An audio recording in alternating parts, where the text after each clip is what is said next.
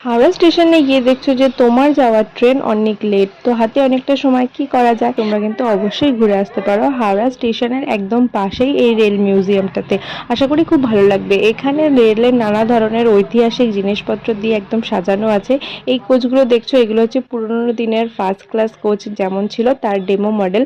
তো এগুলো দেখে তো আমার সেই দেবদাস সিনেমাটার কথা মনে পড়ে যাচ্ছিল। সিনেমায় এরকম দেখেছিলাম, আজকে চোখের সামনে দেখছি। এরপর নানা হিস্টোরিক্যাল জিনিসপত্র, যেমন কোন ইঞ্জিন কোথা থেকে প্রথম চলেছিল সেই সমস্ত ইঞ্জিনের ডেমো মডেল সবই এখানে রাখা হয়েছে।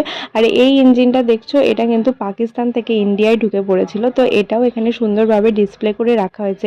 এছাড়া পার্কের মধ্যে একটা ছোট্ট টয় ট্রেন রাইডেরও ব্যবস্থা আছে, যেটা গোটা পার্কটা তোমাকে ঘুরে দেখাবে।